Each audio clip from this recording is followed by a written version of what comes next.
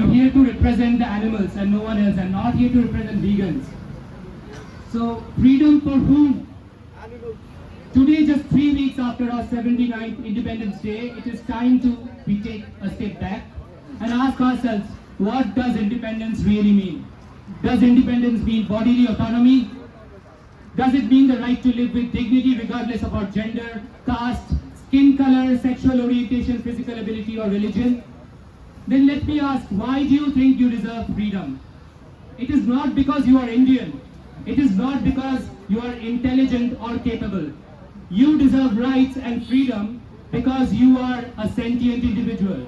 Because you have the evolutionary potential to feel pain, fear, joy and suffering. Because we have a nervous system, nociceptors, a brain and a will to live. This one characteristic, sentience, is what binds together all humans across divisions. And it's the same trait shared by non-human animals as well. So what makes it acceptable to enslave those who are similarly sentient to us? When giving humans rights or justice, you do not ask about their exact pain tolerance. Why does your stand suddenly become so murky when it comes to non-human animals? As an example, take a look at the animals in a zoo. Very little talked about. Do you know how many species are there? No, right?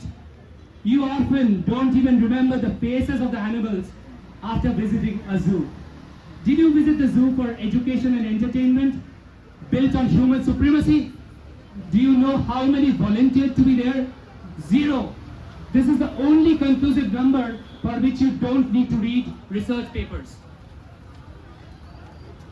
They are imprisoned for our entertainment.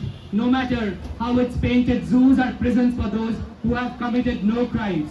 Some will attempt to pacify you with the language of conservation. But here's your homework question. If you believe zoos are about conservation, then why are they trying to conserve a few commonly Instagrammable species while letting 20,000 species go extinct every single year? Why are worms, snails and lesser known frogs not usually conserved? Why don't you usually get to see freshwater mussels or obscure insects in zoos? Because they don't sell tickets. Because they won't draw crowds like lions, tigers or orangutans do.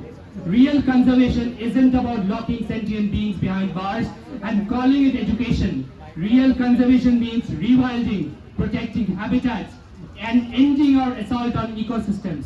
It doesn't mean forced breeding, lifelong captivity, and physical torture for the sake of amusement. Now let's talk about the broader picture. Because zoos are not the only cages we build. We exploit animals in every industry. Horses and camels are beaten into carrying tourists. Bulls, mules, and donkeys forced to carry goods, often dying of exhaustion and pain. Elephants are chained for temple rituals. Parrots are locked in cages to tell your futures. Fashion skins millions of sentient individuals for fur, leather, silk, and wool. Peacocks are plucked and killed for their feathers, paraded as religious symbols and designer products. Countless other birds are stripped of their feathers for fashion, costumes and pillows, their bodies mutilated for human vanity. Honey too is no exception. Queen bees are restrained and usually raped. Drones are crushed for semen, wings are cut to prevent escape, and hives are burnt when unprofitable. Their food stolen and replaced with sugar syrup that sickens them. Animals are exploited for music and art. Tabla and sarod skin stoned from goats and cows. Bows stringed with horsehair and paintbrushes made from squirrel tails, among many others. Laboratories torture monkeys, mice, rats, hamsters, guinea pigs, cats and dogs in the name of cosmetic and new medical testing.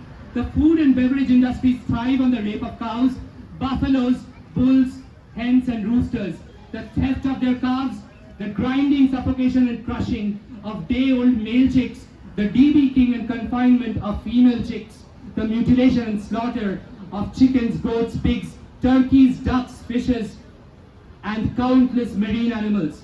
And the pet industry rapes, breeds, separates babies from their mothers, sells and discards lives as commodities, creating endless cycles of exploitation.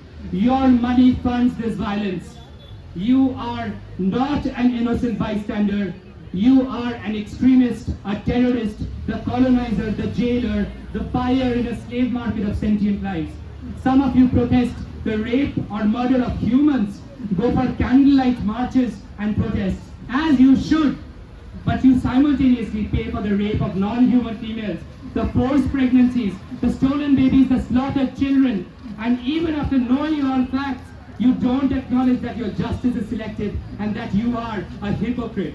To every animal trapped, molested, famished, or murdered for your taste, your clothing, your medication, your cosmetics, your leisure, your music, your art, your companion animals, or for any other reason, you are their Winston Churchill, their imperialist, their abuser. Just a few weeks ago, we saw the entire country rise to speak against the Supreme Court's horrible decision to put community dogs behind concentration camps.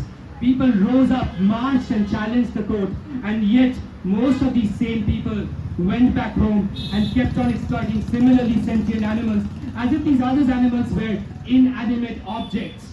Why don't you realize your hypocrisy? Why, after knowing all facts, why don't you get as angry when you are the exploiter? You don't need patriotism to understand the meaning of freedom. You need the courage to ask yourself this simple question. Would you trade places with the animals whom you exploit for even 10 seconds? Until every sentient being is free from exploitation, until their autonomy and right to live is acknowledged, freedom and independence will remain hollow words, privileges built on chains. Before I end, I want to say that animal liberation is solely about the animals. It is not about diet. It's not about cooking tasty foods. It is not about the environment in the slightest. So please get your act together. This is the sole movement for animals. Keep it about that. Have other things on the side, whatever you want. Don't mix animal rights with anything. Please don't. Thank you.